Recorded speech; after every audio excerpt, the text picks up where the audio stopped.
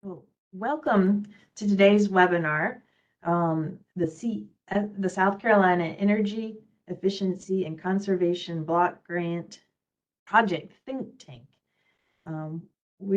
Before we get started, I just wanted to share that we are recording today and plan to add it to our website, the South Carolina Energy .sc.gov, as well as it will be we will share the slides from today's presentation with those who have registered for the webinar. We ask that you use the webinar chat feature, and I think we need to go to the next slide. And so that we can just, where all attendees are muted at this time, when we get to the question and answer portion, we'll work on having some audio participation as well. But just really, we really want to hear from you. Our program is still under development, and our project guidance will be available later. So today is just to kind of get your creative juices flowing, and we have some great panelists who will be joining us momentarily, and we'll do those introductions.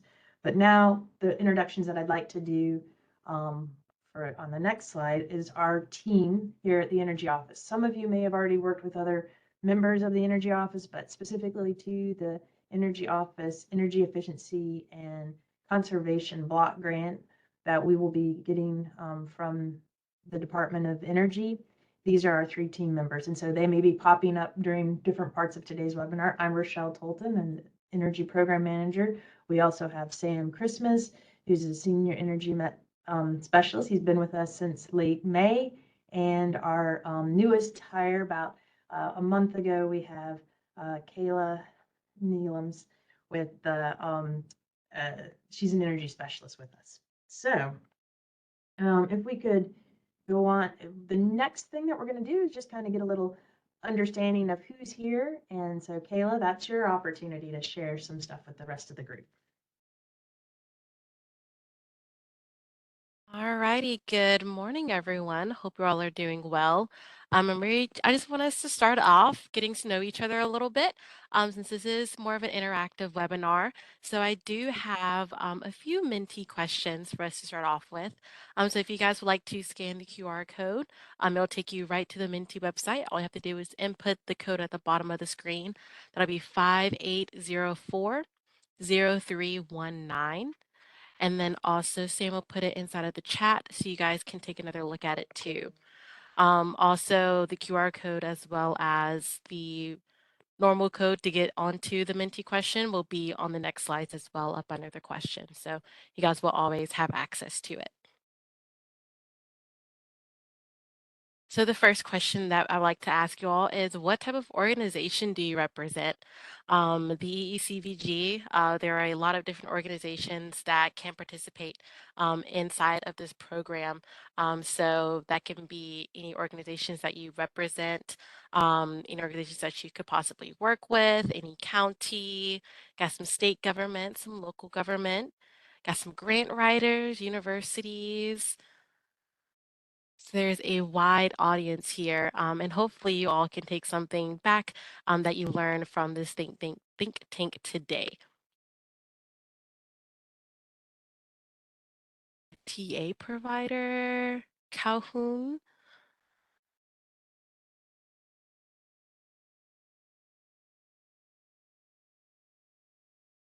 Town of Mount Pleasant. Well, we are so happy that you guys all joined us on this webinar today. And our panelists, they have some great ideas that they would like to share with you all. So like I said before, I hope you all can take something with you all today. So our next question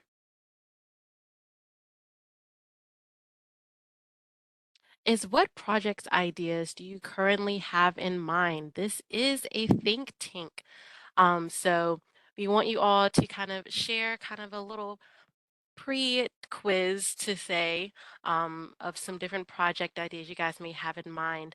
That could be kind of pedestrian walkways, bike trails, traffic lighting, lighting retrofits, building codes, inputting renewable energy.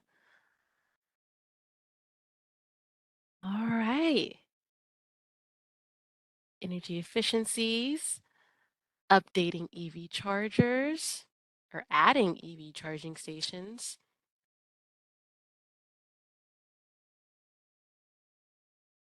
These are all really, really great ideas.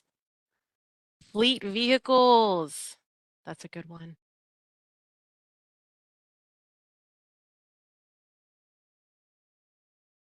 Not sure, learning what others are doing. That's exactly what we want. We want everybody to share their ideas. Grid modernization.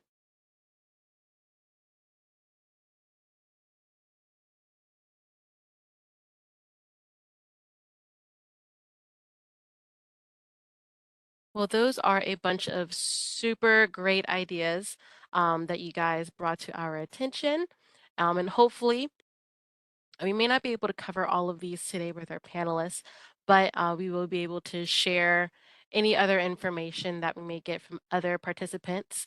You guys can kind of share information with each other so you guys can further on continuing your project ideas further on down the line. All righty. Well, those are all the questions that I have right now. Don't worry, we do have another question at the end of the presentation. And I will say it is a quiz. We have to see what you guys learn and take home from this. So be prepared for that one. But I'm going to hand this back off to Rochelle.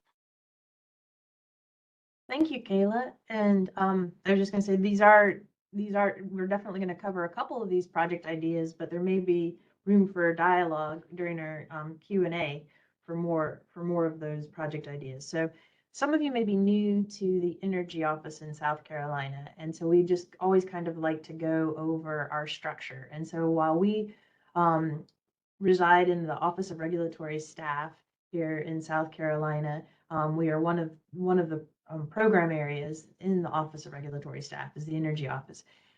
We're kind of unique in that we get all of our funding comes from the Department of Energy. So, and that's how we do our state energy program. And then we also have a kind of a sister program, the Clean Cities program, and that's where you'll sometimes see the Palmetto Clean Fuels Coalition in the work that we do. And so we just have some tenets that we try to move in our state. So, and doing things where through our planning to maximize environmental quality, energy conservation, and energy efficiency, and to minimize the cost of energy throughout our state of South Carolina.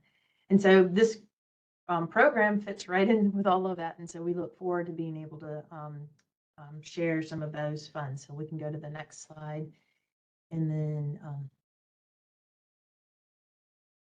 maybe go to the next slide.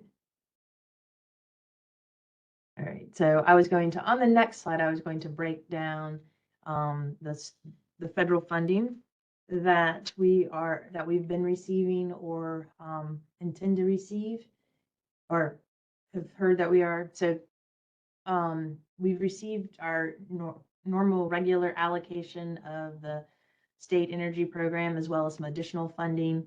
And the project that we're going to talk about today is the Energy Efficiency and Conservation Block Grant. We've applied. We're waiting on our notice of award from the Department of Energy.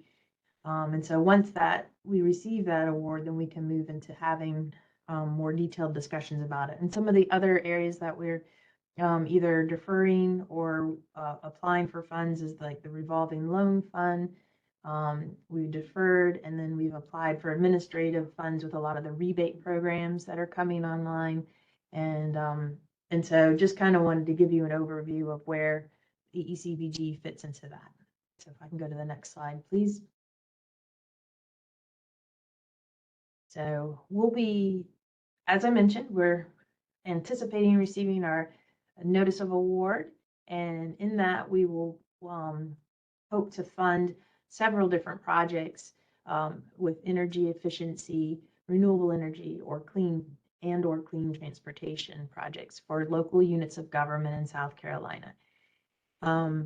Our estimate is that we will fund somewhere between 20 to 30 competitive subgrants in South Carolina with project amounts in the neighborhood of 50 to 75,000.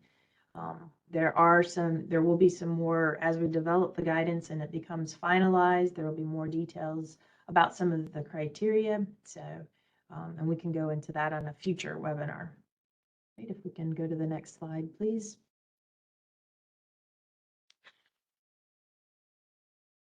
So you may be asking, who can apply to our program? Once it's open, the 36 counties and over 250 municipalities that are eligible to apply. So the difference is some of our presenters, and we're going to talk about them in just a moment, receive what's called direct funding or formula funding from DOE. And so they are not eligible for our project to submit an application, but everyone else can. And so we'll go on to that. And so there may be an opportunity where a city is within, or a municipality is within a county that's receiving that funding, and they may be also, but still eligible for our program. So if we can go to that next slide, it'll kind of show. So these are when I talk about that direct funding, there's a total of 25 entities in South Carolina that have an award allocation from the US DOE. And so they're able to submit a project. And so our 3 panelists are all from these areas. So we have 2 cities and a county that will be talking with us in just a moment, but they will not be eligible for our program. That does not preclude people, like I said, are municipalities that are within those counties. So the example, like Lexington County and Richland County, you're still, if you're in those towns, you're still eligible for our program. Well, maybe not City of Columbia, since they have their own program. So if we can go to the next. All right, so if you've had any looks already at the US DOE's program, they have 14 activity categories, and that's kind of where you frame your projects from. And so the South Carolina project is looking to do 8 of those project categories.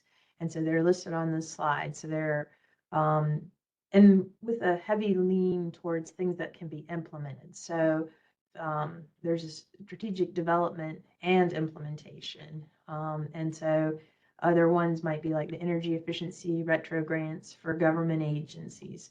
And I think we might be kind of touching on that today in one of our presenters. Another one, the conservation of transportation energy. I think that might be kind of fitting in with one of our other presenters as well. And then talking about kind of replacement of traffic signals and street lighting. That too will be a category that one of our presenters will be talking about. And so we will, more detail will be available once we're able to finalize that guidance. And but we will not go live with the program until we receive the notice of award. So we just wanted to give everyone an opportunity to start thinking, because some of these projects might take a moment to kind of formalize what you're interested in doing. And we knew that these other entities are already looking down that. So not to belabor the point, we can go to the next slide.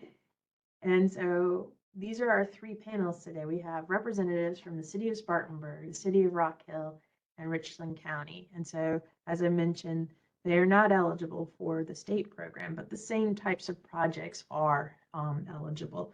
And so I do want to recognize that while the same type of projects, because it is a competitive nature, we can't say that the exact project would necessarily be funded. We have to see our applicant pool and go through the review process. So while you might model over one of the presenters, we won't know that until we see exactly our full application.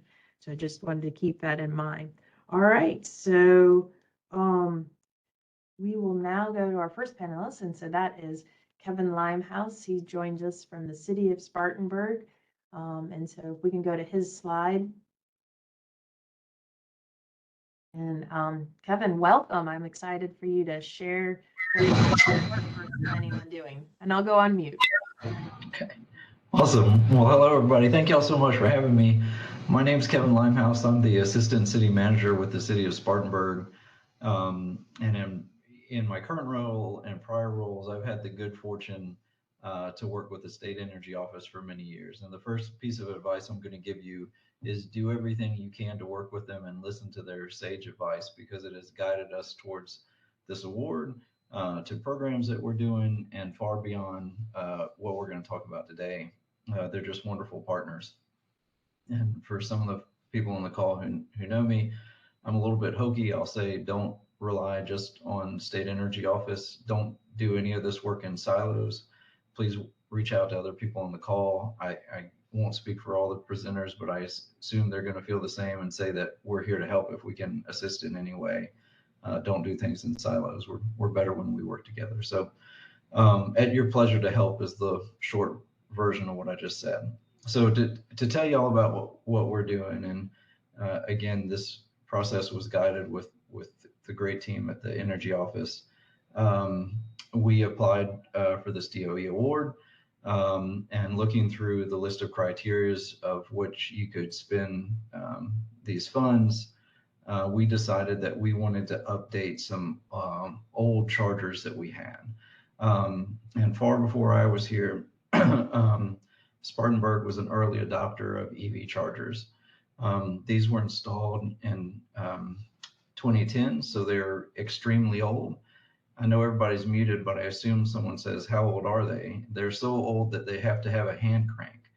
That's a joke. They don't have a hand crank, but they're similar equivalents to level 2, but they're dated. And so, you know, the network connection is not there. The different ports are not, you know, where we want them to be, and the connection with modern vehicles.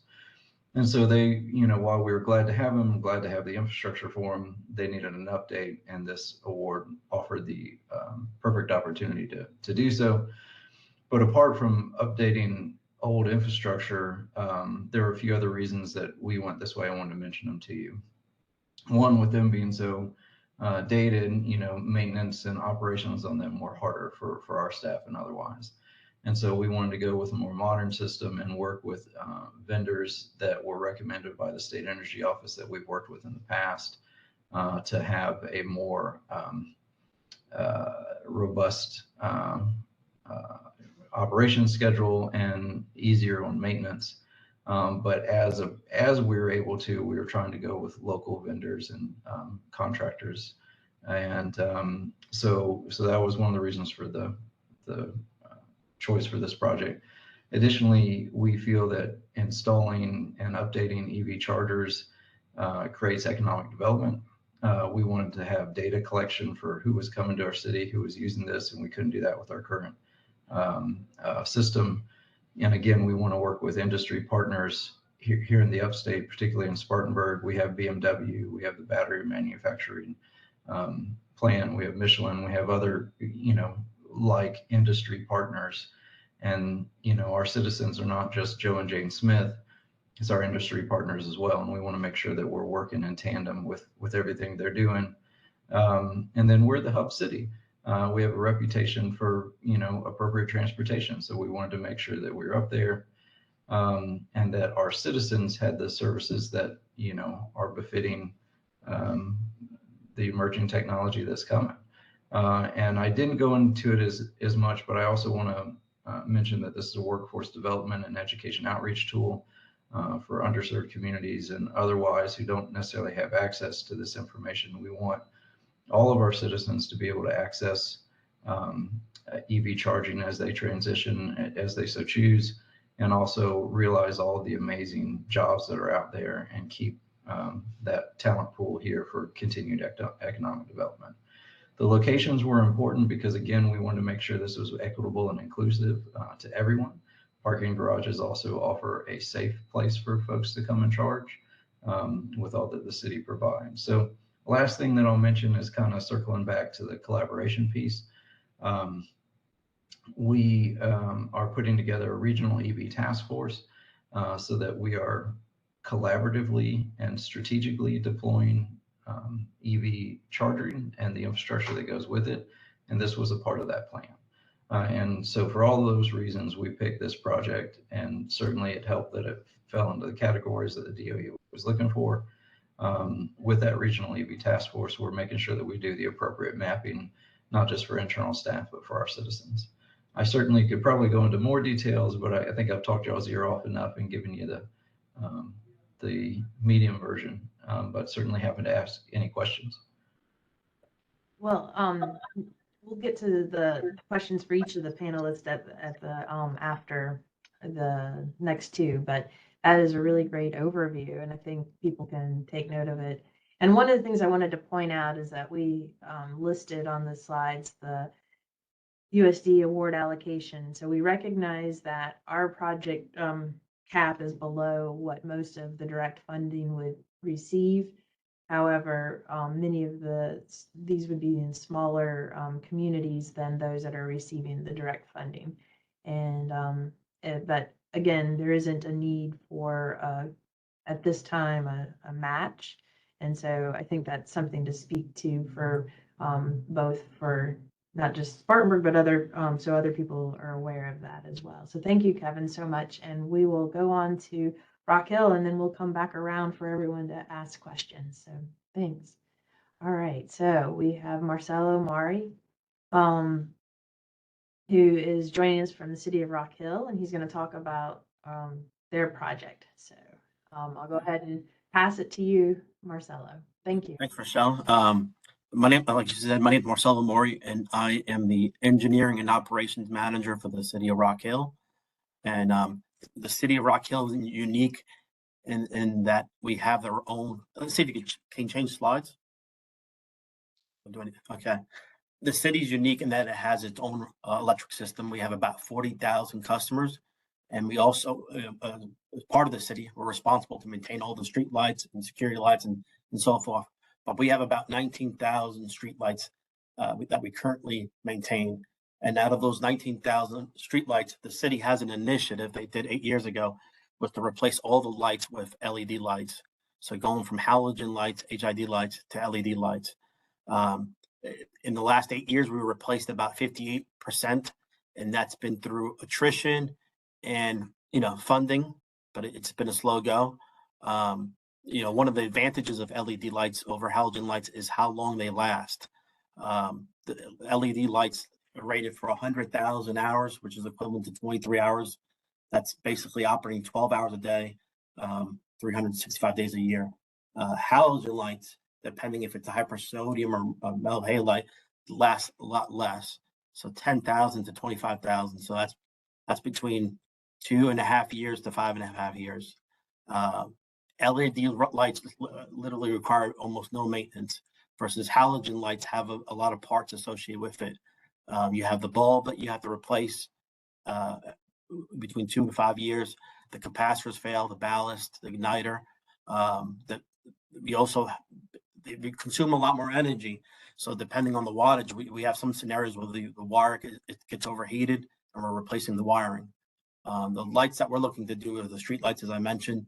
They operate with the ballast about 285 watts, and the equivalent to that light that we use now is 105 watts. So that's 63% decrease in energy, which is huge. As I mentioned, we replaced 58% of the fixtures.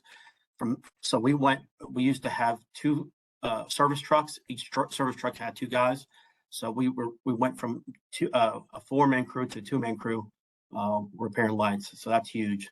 So that's one less car on the road. That's that reduces emissions, and we're able to use those 2 personnel to do other things. So we're operating more efficiently. And one thing that's promising is all the LED lights that we buy is backed by a 10-year warranty. So if anything fails, the manufacturer just gives us a light replacement. So that protects our investment. You can go to the next slide. Okay.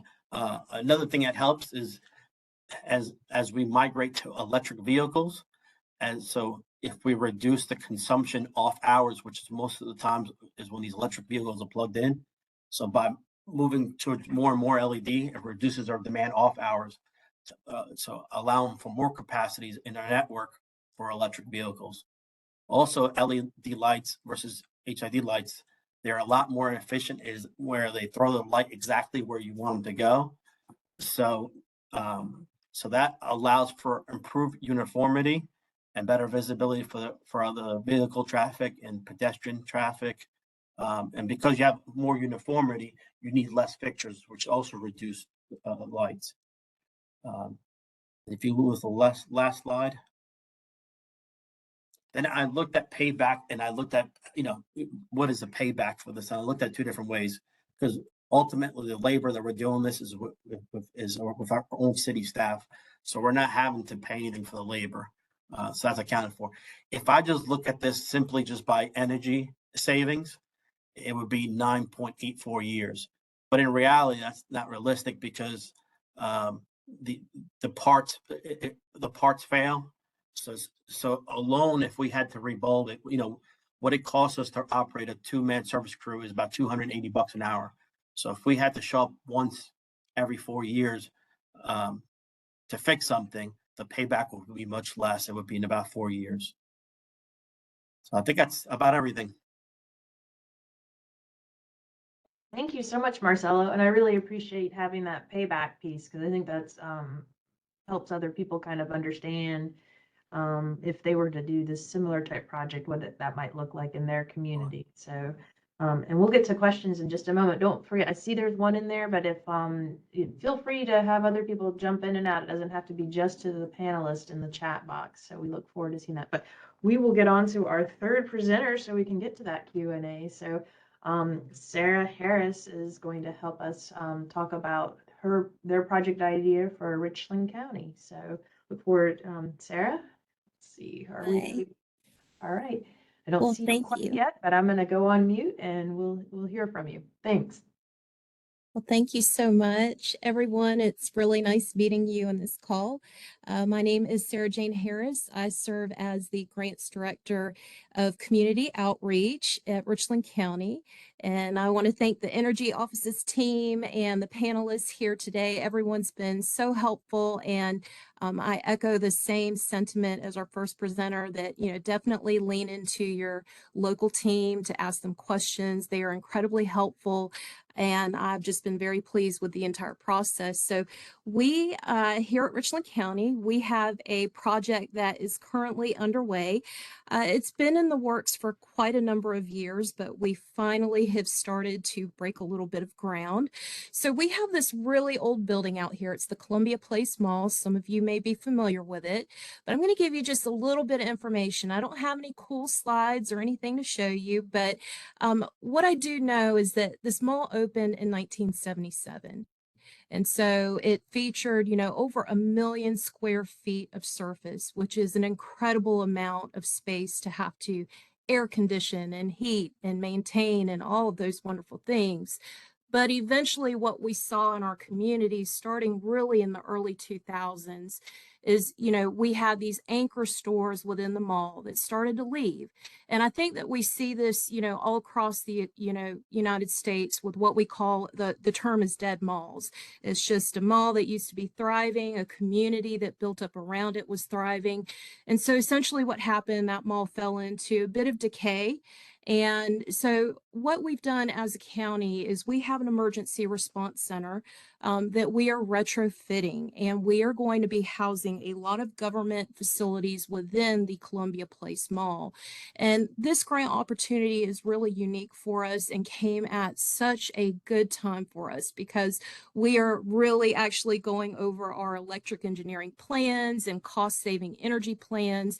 And so after having an energy audit and all of those different things, the price tag that's associated with maintenance of a huge building like this is just exorbitant. So we chose a smaller project, which is our emergency response center, which has been scaled down to 120,000 square feet.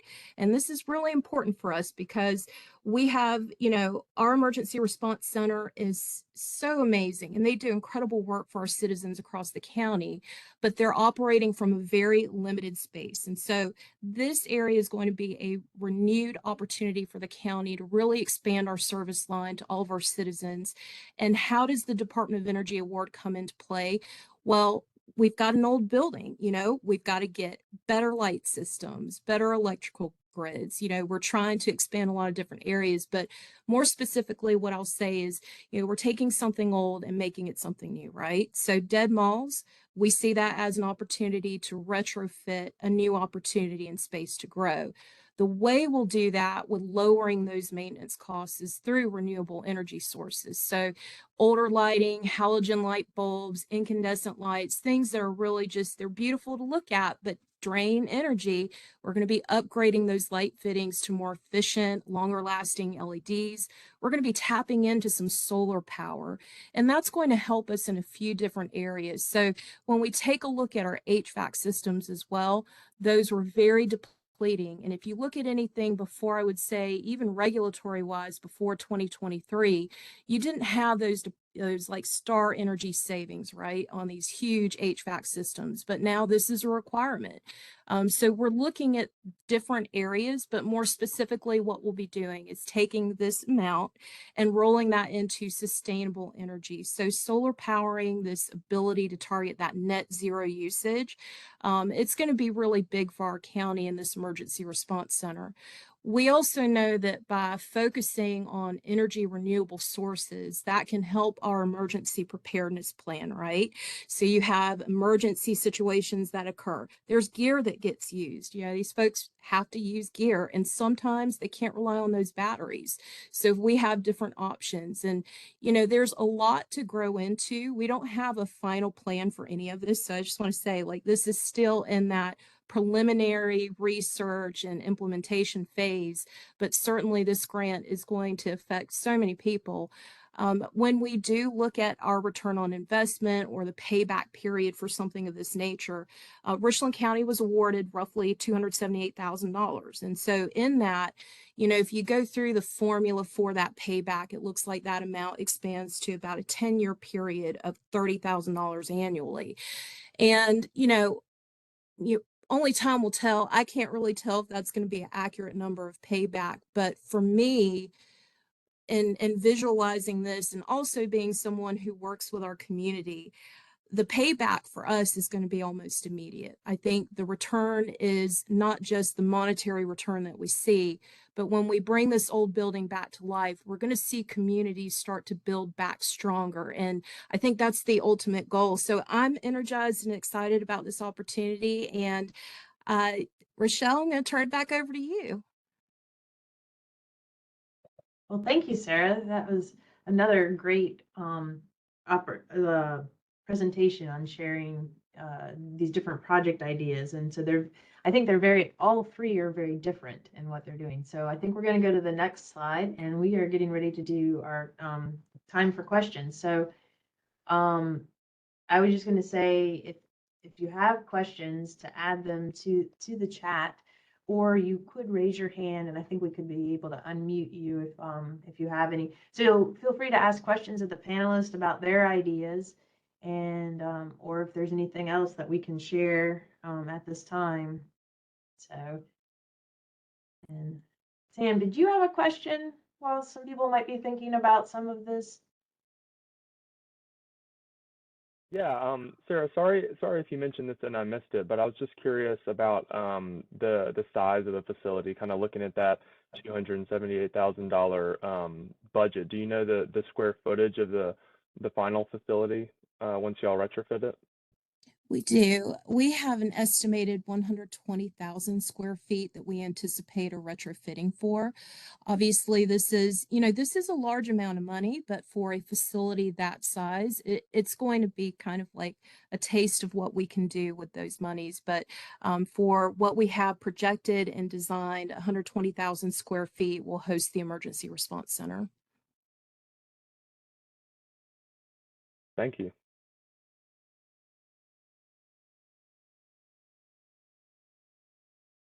I did see in the chat that for the three panelists, did you apply for either the grant portion, which is different, or the voucher portion for the DOE?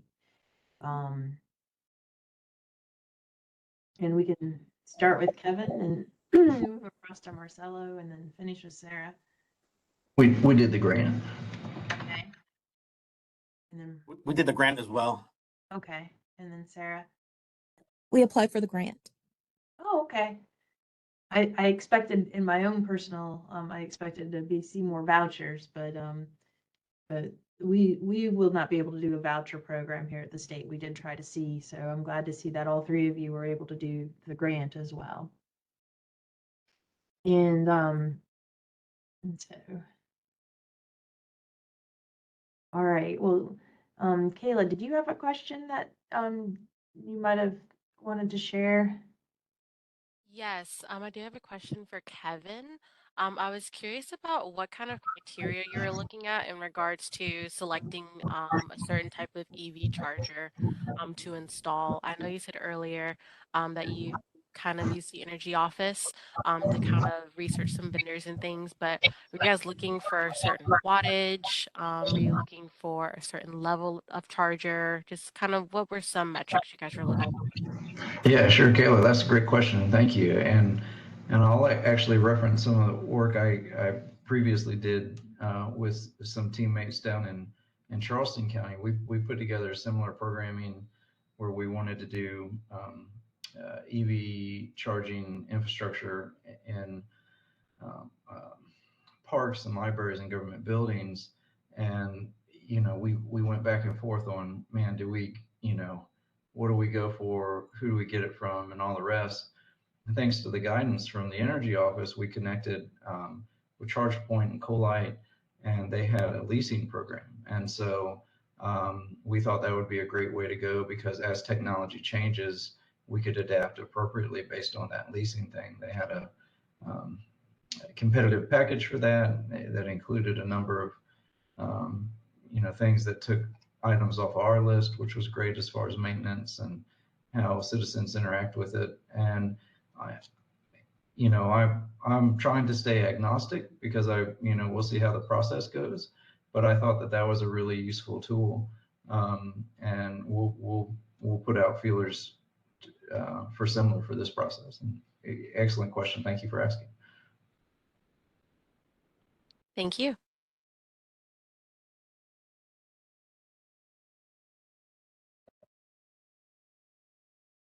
Right. So are you all thinking of ideas for your projects? Because this is a great opportunity to ask people who have already been thinking about it. There may be some others on our call that have had some work with some projects with other communities that are not on the call.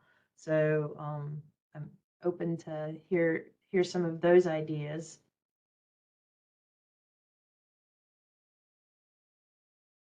I've also added some Department of Energy resources to the chat, one for the grants and one for the vouchers, if you all are still considering which of those options is the most appropriate to for your city or municipality to pursue. And I see that Ginger from Berkeley County has added that they have gone for the voucher option, but and she's pointed out that at this point DOE has not released the voucher application, so that may have slowed some of those that are interested in that option, and I don't in being able to move forward. I believe, what is it, if you did the grant though, you were to have your application in by the end of January of 2024. I believe that was, but I think you'd be notified of your page, the grant software, to be able to do that. So thank you, Sam, for adding those. And thank you, Ginger, for sharing that as well. All right, well, all right, so Kayla, I guess I'm going to give one more round and see did we have any more questions that we might want to ask before we move to our next Minty poll?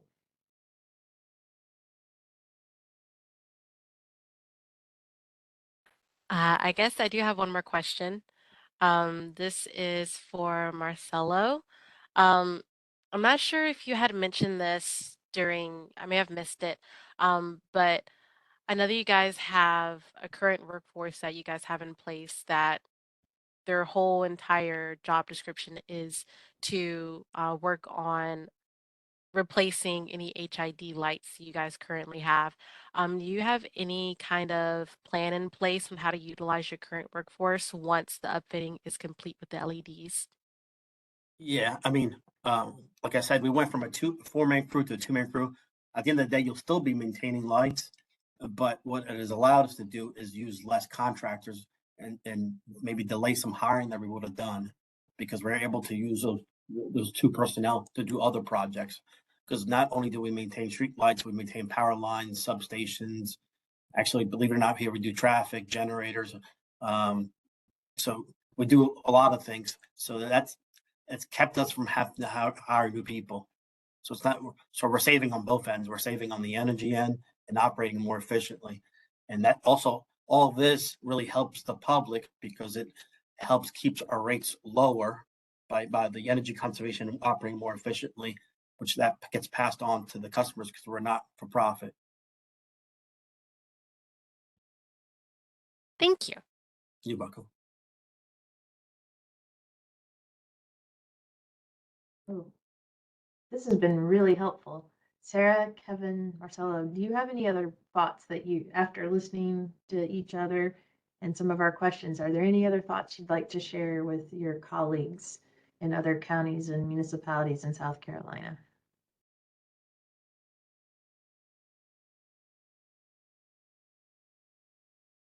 Well, I'll share that if you are on the fence about applying for this grant, you have a really great team at the Energy Office that will help guide you through it. I mean, I have worked with a lot of other offices with grants, and sometimes it's really slow going or there are a lot of hiccups, but you don't experience that. It's a very responsive office and everyone is incredibly helpful. So definitely try it out, see how it goes.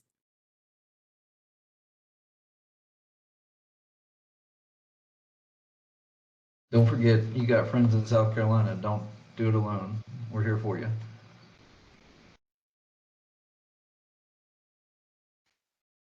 Well, I see that Mike McCauley shared a question and I see your hand raised. I'm going to answer your question in the chat. And then if you have another one, we can, okay. So Mike was asking if we had said when the next webinars would, when they might be and what they might cover.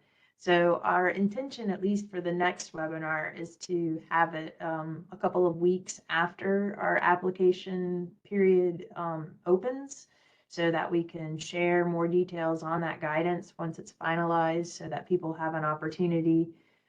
We may share some other project ideas on that. We're still kind of formulating. And so those are kind of the 2 big areas that we would be focusing on.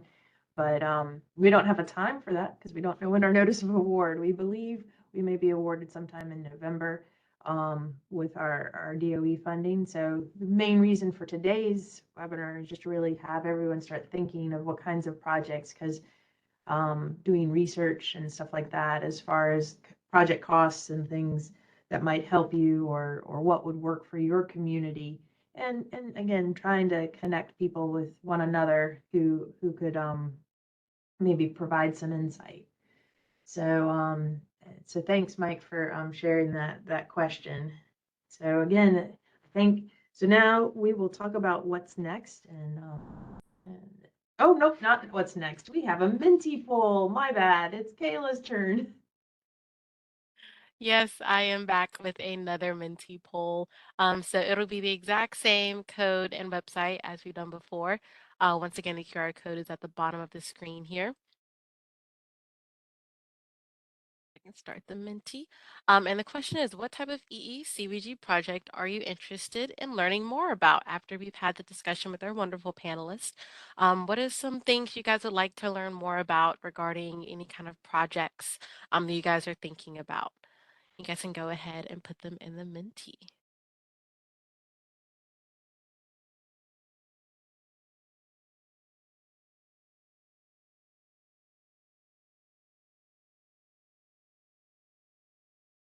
Solar energy efficiency.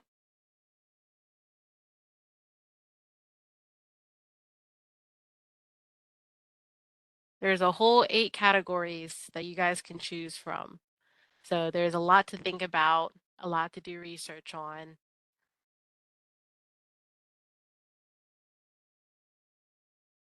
And I was going to say, one of those categories, I think, is the kitchen sink. The last one, it seems like it has everything. So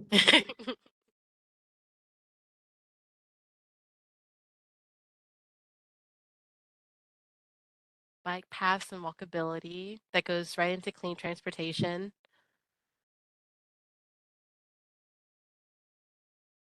Energy efficient government buildings, inspection services, traffic signals, street lights.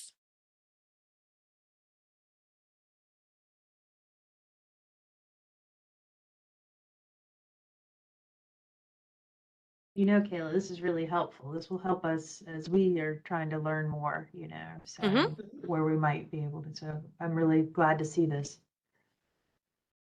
Yeah, so y'all's participation helps us know what you guys would need from us in regards to what information we can provide you all with.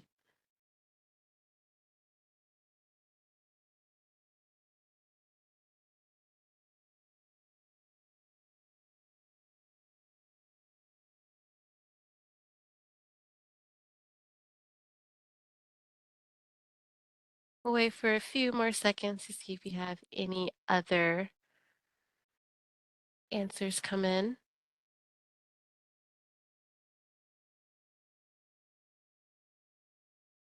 All right. Well, I want to thank you guys all for participating in our Mentee polls. This helped us out a lot in knowing what you guys need from the Energy Office. And hopefully these polls have helped you guys kind of figure out kind of where everyone's headspace is at in regards to these potential EECBG projects. So I'm going to turn it back over to Rochelle to discuss what is next. All right, so what we've mentioned on a few occasions is that our grant application guidance will be coming soon. So as soon as we hope to have it up days after we receive our notice of award. So if you want to stay informed, please email our Energy CS, that's our Energy Customer Service mailbox at ors.sc.gov. To add to the email list, some of you may have received information from that about this webinar. And like we said, we'll post and send out information about part 2 of our webinar series. And again, that is intended to come after we have our finalized guidance so that we can be more clear and share all of those details about some of the like priority areas or things that might be weighted a little bit differently than what the direct funding might be a little bit different. But again, you can also scan there to get to our website. And so on there, we link to the DOE's blueprints and their program. So where they have more details. So feel free, again, to look for more project ideas there. But just keep an eye out to those 8 categories that we listed at the beginning, as those will be the primary areas. And I think that's just mostly we'd like to see implementation of projects. So if you have additional questions, you know, you can also email us at that website. So you can go to the last slide, I think. And I just want to take a moment and thank first our panelists for Kevin, Marcelo, and Sarah, Jane. Thank you so much for spending the time to give us each of those detailed pieces.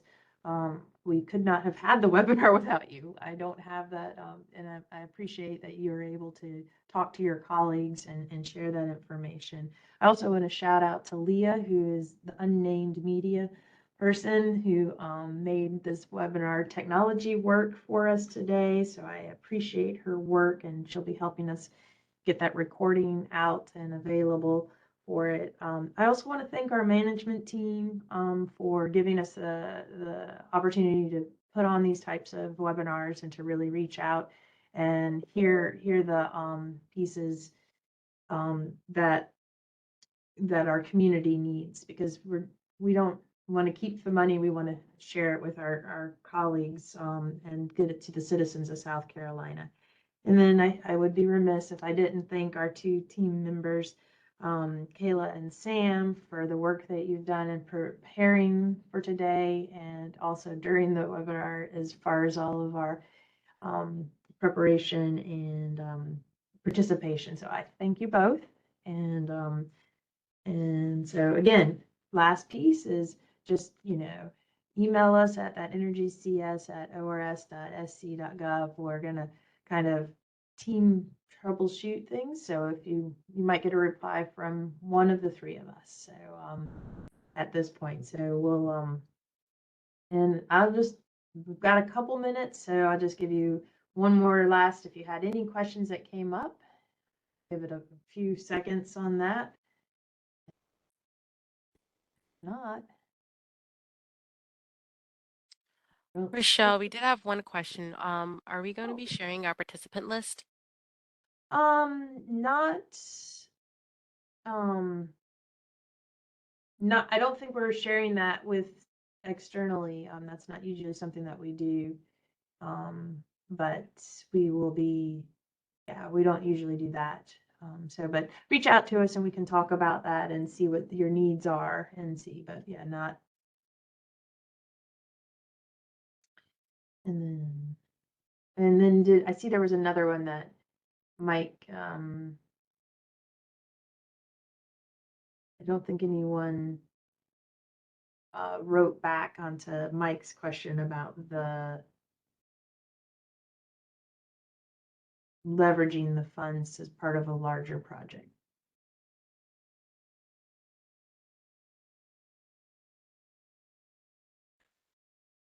Kevin, you're too kind, too kind. Always make me blush. All right. Well, again, thank you all.